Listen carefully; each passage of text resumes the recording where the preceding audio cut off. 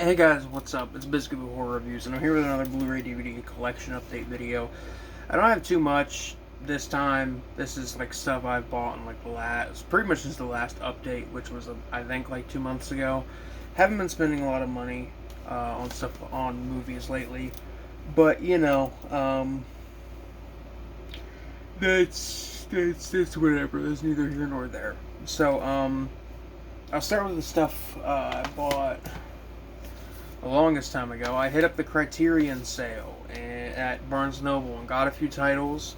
Um, it was a bit of slim pickings, honestly, at the location I went to, but they had some stuff I was interested in. They didn't have everything that I was looking for. I was specifically looking out to get like Sanjuro, maybe Rashomon on Blu-ray, or The Great Dictator. Um, but those weren't really available. They had Godzilla, which I was very tempted because I do not own the original Godzilla.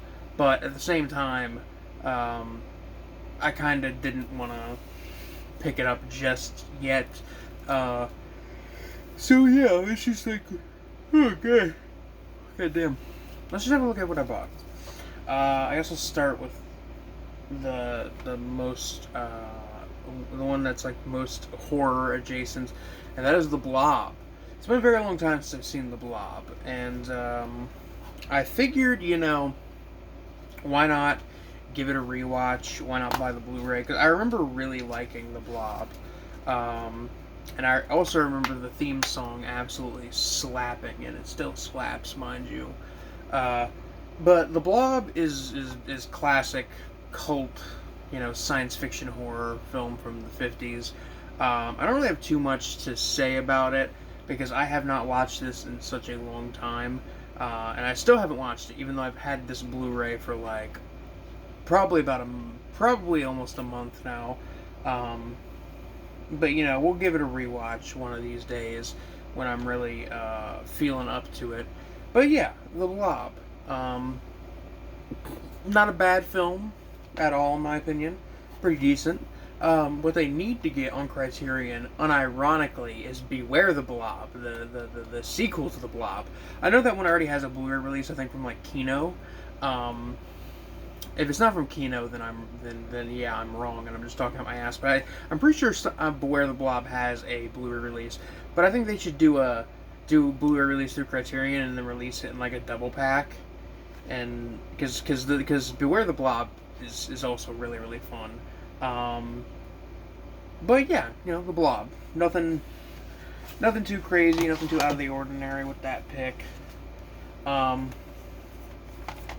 Next we got the Elephant Man. I was looking for David Cronenberg's Crash, but they didn't have Crash, unfortunately. So I grabbed the other, like, very dark, kind of sad, kind of disturbing sort of drama film that I was looking for, which is The Elephant Man. This is one of David Lynch's best films. I mean, he hit it out of the park 2 times in a row with Eraserhead and this. And then he made a big misstep with Dune. But I think everybody knows about The Elephant Man by now. This is a pretty famous film. I actually read David Lynch's biography, Room to Dream, where he had like one chapter written by himself and then one chapter written by a biographer. And in it, I learned that the original cut of The Elephant Man that he like submitted to the studio was like 3 hours long. This movie's 2 hours long. So that means there's a whole hour of footage out there that probably doesn't even exist anymore. It's probably ashes at this point. If it even was in a vault or anything like that, there's a whole hour of footage that was shot for this film that is missing. But I learned quite a bit about the production of The Elephant Man.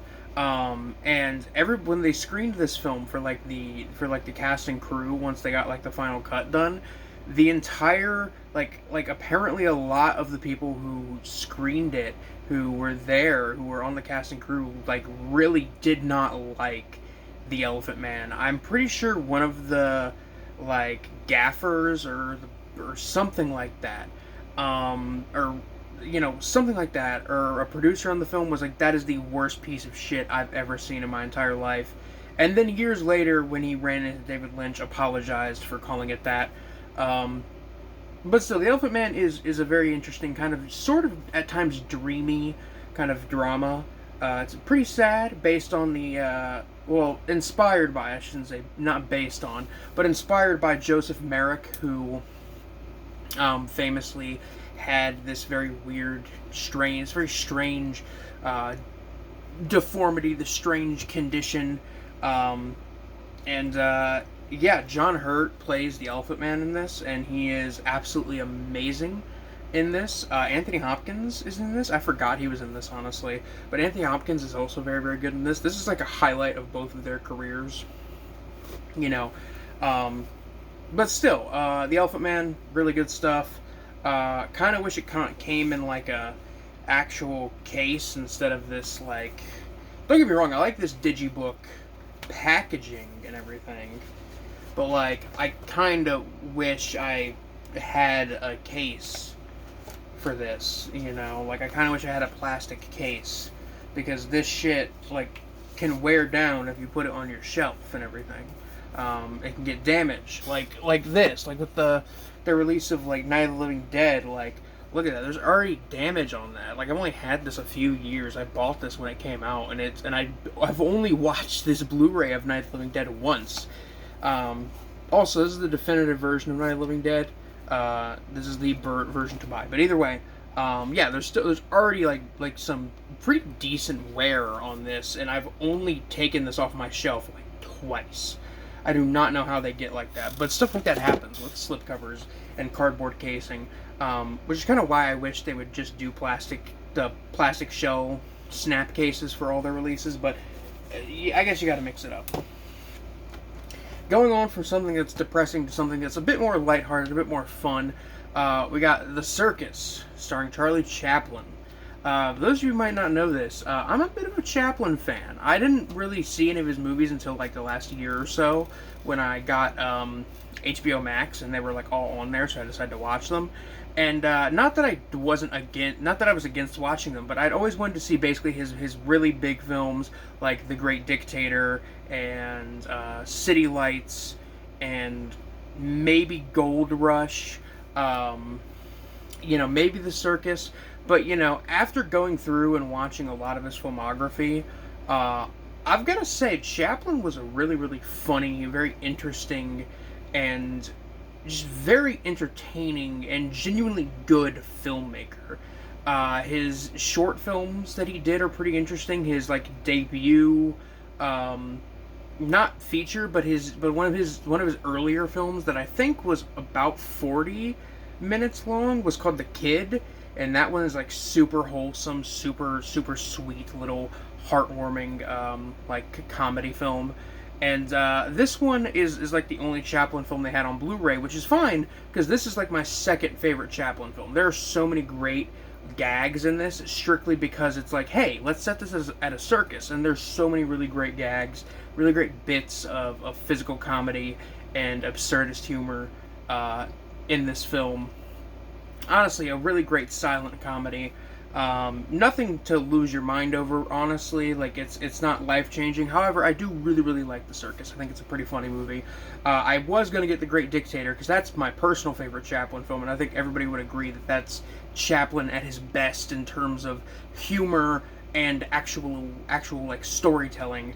But, unfortunately, they only had the DVD, and... I'm willing to buy the DVD release of a movie if it's a movie that I'm yeah, I like this, but I'm not absolutely in love with it. But if I really, really like a movie, I want to buy the Blu-ray, and they didn't have one. So, The Circus it is. But next Criterion sale, I will be looking for The Great Dictator, or either that, or I will be buying it off of the Barnes & Noble website, because... The Great Dictator is absolutely fantastic. But The Circus is also really good. I know I'm a horror review channel, but genuine recommendation in general to movie fans if you haven't seen it. I mean, this is an iconic film, but The Circus is really good. Going from charming, fun, and just all around a wholesome, good time with the family, to something that's just absolutely abhorrent and should not be shown to anybody who is of sound mind and body. We got another one. This is a recent purchase This is one I bought. This is a recent release from Arrow Video. I'm trying to look on the back here and see if I can find a year. Yeah, it's literally from earlier this year, from 2021. It's Joy of Torture, aka Shogun's Joy of Torture, aka a bunch of other AKAs. This, I usually don't buy too many like Arrow Video releases because I think they're a bit pricey. Even like there are some times when they'll release something that's new that I'm like, oh, I have to get that. For instance, their release of The Hills Have Eyes I pre-ordered. Same with The Hills Have Eyes 2. Same with American Horror Project Volume 2 after I enjoyed Volume 1 so much. But usually when they release a title and it's something I want or it's something I like, if it's not anything I immediately want to jump on or I immediately can jump on depending on situations with money, I tend to just wait and hope that the price will go down or hope that, somebody will buy it and gift it to me. Because I do keep lists for people who are like, hey, what should I get you for Christmas or for your birthday or whatever. I'm just like, here's the list, motherfucker. But that being said, Arrow is kind of pricey in general, I think. And not that it's not worth it. I mean, these releases are usually pretty good releases. But, at the end of the day, like, there's been two specific titles from Arrow Video that came out a long time ago that I've been wanting to grab for the longest time, but every time I check the price on them, they're ranging anywhere from $25 to $30. And as much as I like these two movies, I don't like them enough to justify spending almost $30 on it immediately. Like, 25 is pushing it. I was planning on buying this eventually. The only reason that I jumped on it is because it went down to $20, and that is the big reason I bought this. But the other two releases that I'm talking about are way old releases: Mark of the Devil and Blind Woman's Curse. Those, last I checked on Amazon, were both like $26, $27 a piece, and they might be different. They might be a bit less on like secondary sites. I'll have to scour eBay to see if I can find a deal or something. But as far as like immediate purchases go, and as far as like first hand or kind of bigger like straight retailers go, Arrow Video can be kind of pricey. But I went on a tangent there. Either way. Shogun's Joy of Torture.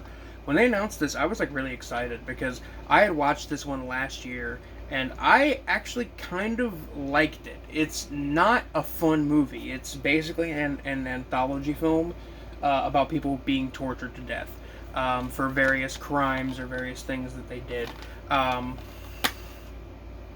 It's definitely not for the faint of heart. It's pretty gruesome. It's not gory. It's not like outwardly splattery or anything like that. But it's got like it's genuinely pretty uncomfortable and squirm-inducing. Like, I was squirming in my seat watching this one, and I thought it was pretty disturbing and out there, without it relying on just like, hey, limbs being hacked off. Like it's just torture. I hope that Arrow Video eventually gets their hands on the sequel to this, Shogun's Sadism, or as it's also known, Joy of Torture 2: Split Oxen Torturing, which is literally a very similar movie to this one. It's an anthology film consisting of like a couple of segments, and everything in it's about people being tortured for a crime, or maybe they're innocent or whatever. Except in Shogun Sadism, it's a lot more bloody. It's a lot more focused on the splatter. There's a lot more severed limbs and stuff. So that one's a lot more like, a little more cartoonish, which is fine. This one, however, is not. This was made in 1968, and honestly, I'm gonna go ahead and say it. This is like the Salò of the 1960s. This is the Japanese equivalent of Salò, I would almost say. Okay, maybe that's a little too far. However, this is like, when it comes to going back in time and looking for the origins of extreme cinema and torture porn, this is probably one of the earliest ones. Um, and it's not a bad little movie, to be honest. And the last one I got is pretty cheap Blu-ray. Got this for like $8, and I mainly bought it because I rewatched this film like last week for the first time since I'd originally seen it, and I enjoyed it so much on a rewatch that I immediately bought the Blu-ray. I'm talking about Beyond the Black Rainbow. This is the debut film from Panos Cosmatos, who directed Mandy. And nobody really talks about Beyond the Black Rainbow, unless they are saying, hey, the director of Mandy did this one movie and it's not as good as Mandy. That's usually what people say. And honestly, I'm inclined to agree, simply because Mandy is a lot easier to consume and a little less weird. Or a little less outwardly weird, I should say. This is a retrofuturist fucking nightmare. The soundtrack is haunting and hypnotic. It is the visuals are amazing, like super just interesting visuals. Like, this movie is a mix of 2001: A Space Odyssey, 1984, and Blue Sunshine. And maybe a little bit of Jodorowsky thrown in there for good measure. This is a very interesting, very weird kind of science fiction horror film, basically about a young girl who is trapped in this new wave hippie healing facility that's run by a mad scientist, and she essentially tries to escape. I don't even know what to say about this one. I really regret not seeing this film sooner, because the soundtrack to this film was available on vinyl for the longest time, and it is no longer available on vinyl, which is a shame, because I really like the soundtrack, because it's like they took 80s kind of synthwave and then filtered it through 60s psychedelic music and 70s kind of 70s science fiction soundtracks.